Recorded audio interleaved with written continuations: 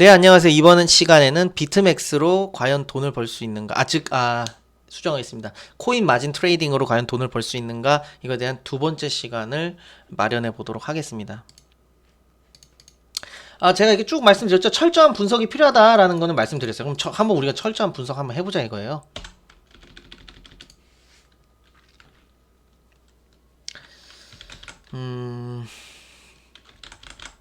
일단은 주식과 코인 마진 거래 한번 특성을 비교해 보자라는 거예요. 주식은 무시무시한 거래세를 수취합니다. 우리나라가 아직 자본주의적인 국가가 아니고 전체주의적인 국가라고 생각하는 이유 중에 하나예요. 저희가 거래세를 왜 내야 되죠? 저희가 매매 수수료는 있잖아요. 우리 키움증권을 사용하든 뭐 농협 NH투자증권을 사용하든 어떤 HTS를 이용을 했을 때 매매 수수료가 발생하게 되는데, 이 매매 수수료는 거기서, 왜냐면 저희가 그 위탁을 해가지고 매매를 하는 거잖아요. 저희가 직접 매매하는 게 아니라 간접 매매를 하는 거잖아요. 근데 그 위탁해서 하는 그 위탁 매매 수수료를 수취하는 건 당연 그럴 수 있다 쳐요. 왜냐면 저희가 키움증권이라는 그걸 이용하기 때문에. 근데 거래세, 즉 저희가 트레이딩을 통해서 수익을 거뒀든 안 거뒀든 상관없이 매매하는 그 행위 자체만으로 거래세를 수취하는 국가는 제가 알기로 별로 없거든요. 일본이나 미국 같은 선진화된 자본주의 국가들은 양도소득세는 수취를 합니다. 왜요? 벌어들인 사람들이 불로소득이 벌어들인 사람들에게 수취를 한다라는 거죠. 돈을 잃은 사람들한테까지 거래세를 수취하는 거, 이거는 이중과세잖아요. 이중과세는 아니고 너무 혹독하잖아요. 근데 이 거래세를 자그만치 0.25%인가요? 제가 정확히 모르겠지만 이번에 할인이 된 것 같은 어마어마한 수수료를 수취한다는 겁니다. 여러분, 한번 저희가 채권하고 부동산하고 비교를 해보죠. 저희 연간 국채 기대 수익률이 몇 퍼센트인가요? 그게 한 3%, 4% 되나요? 한 3%? 근데 그 3%는요, 물가 상승률을 빼줘야 되는 거잖아요. 물가 상승률이 낮아지면은, 인플레이션이 낮아지면은 국채 수익률도 낮아질 거 아니겠습니까?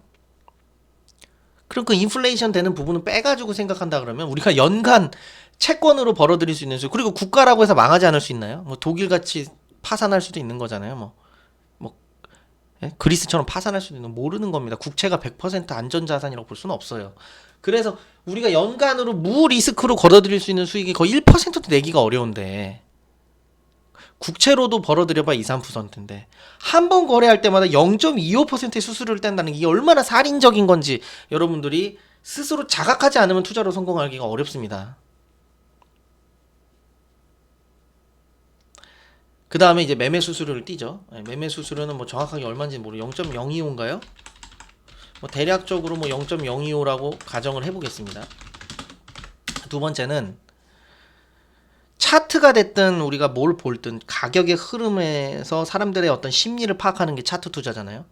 스토캐스틱 슬로우가 됐든 일목균형표가 됐든 구름대가 됐든 뭐 RSI가 됐든 뭔 온갖 그런 보조 지표들을 볼 때 우리들이 그 플로우가 이어져야지만 대응할 수가 있잖아요. 근데 주식은 뭐냐면 하루에 6시간 반박 한 7시간? 뭐 장외 시간에 뭐 그런 거래, 장후 장전 시간에만 거래도 있지만은 대략적으로 유동성이 좀 발생한다고 생각하는 건 6시간 30분 정도밖에 안 된다는 거예요. 그러니까 324시간 가동되지 않는다라는 거예요. 그리고 세 번째는 양방향 베팅이 안 돼요. 이것도 지금 자본주의적인, 즉 자유주의적인, 모두가 평등한 기회를 얻어야 된다는 관점에서 굉장히 말도 안 되는 거죠. 개인 투자자는 대주매도에서 정해져 있는 소수의 종목으로만 이 하방에 배팅할 수가 있고, 기관 투자자는 많은 종목에서 원하는 대로 배팅이 가능하다. 야, 이거 정말 불리하죠. 그러니까 즉 업사이드에만 승부를 걸어야 돼요. 그러니까 롱 포지션으로만 가야 된다는 거예요. 이게 얼마나 지금 불합리하냐라는 겁니다. 이게 다 뭐 때문에 생겼죠? 우리가 옳다 생각하는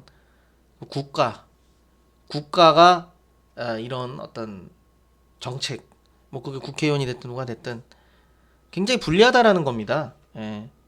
이것에 대해서 경멸을 느낄 수 있어야 돼요. 경멸의 감정을 느낄 수 있어야 되는 거예요. 학살이고 이건 학살이라고 표현하지만 정말 뜯어내는 거예요. 정말. 시간의 효율이라는 걸 생각해 봤을 때 우리가 공간, 스페이스와 이 타임은 한정되어 있잖아요. 근데 그 한정되어 있는 시간을 가장 효율적으로 보내야 하잖아요, 저희가. 근데 양방향 배팅도 안 되고 롱 포지션으로만 가야 되고 24시간 가동 되지도 않고 또한 네 번째 365일 가동이 안 된다라는 거예요.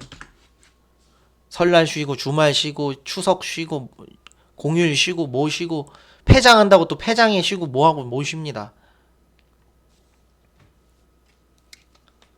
단기 거래 즉 주식으로 단기 트레이딩 한다라는 거는요 이미 엄청나게 지고 시작한다라는 거예요.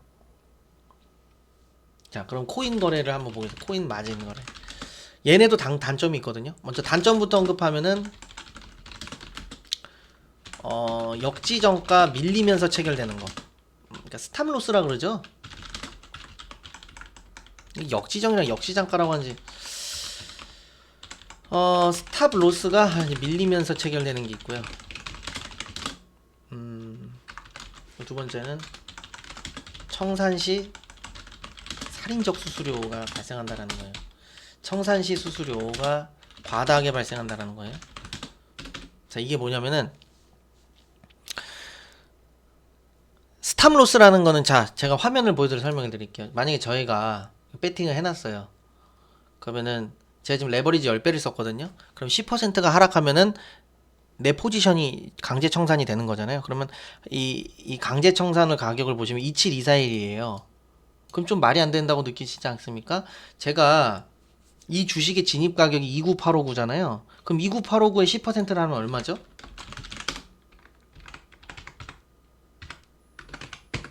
2985잖아요. 그 29859에서 2985를 빼면요.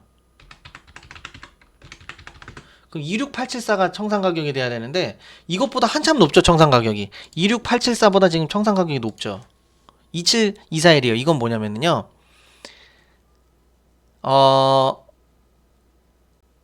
이게 청산 가격에 도달하면은요 원래는 제가 원금이 좀 남아 있어야 되잖아요.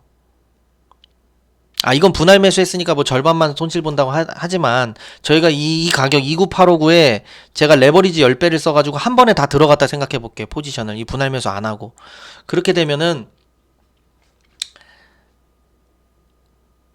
원래 10%가 다 떨어져서 원금이 청산되는 건데 27241에 청산되면은 저희가 원금이 남아 있어야 되잖아요. 근데 그렇지 않다라는 겁니다.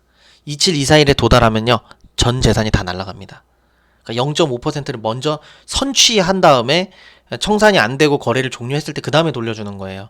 말도 안 되는 거죠. 그러니까 저희는 이 청산을 절대 당하면 안 됩니다. 네. 그렇죠?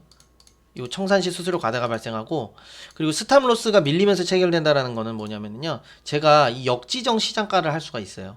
예를 들어 내가 지금 여기 청산 가격이 써져 있는 이 청산 가격이 청산 안 당하려면 그 위에다 걸어놔야 되겠죠. 27241 위에다가 청산을 걸어놔야 됩니다. 그쵸? 그때가 27350에다가 이 청산을 걸어놨잖아요. 근데 27350 가격에 정확하게 딱 체결이 안 된다라는 거예요. 손절이. 왜냐면 이 역지정 시장가가 무슨 개념이냐면 27350원에 도달을 하면은 이 프로그램이 자동적으로 매도를 시킨다라는 거예요. 시장가로 매도를 시킨다라는 거거든요. 예, 그럼 예를 들어 보세요. 27350이 딱 도달했습니다. 그 27350에서 시장가로 딱 던지는데 다른 사람도 같이 던질 거 아니에요. 근데 사주겠다는 사람이 없으면 어떻게 돼요? 그 밑으로 가격이 쭉 밀려버려요. 그래서 더 좋지 않은 가격에 이제 팔리는 거죠. 27350보다 더 아래 가격에 우리가 손절이 된다라는 거예요. 그럼 공매수 포지션으로 봤을 때는 굉장히 불리한 포지션이잖아요. 이런 단점이 있다는 겁니다. 그래서 다음 시간에 또 이어가도록 하겠습니다.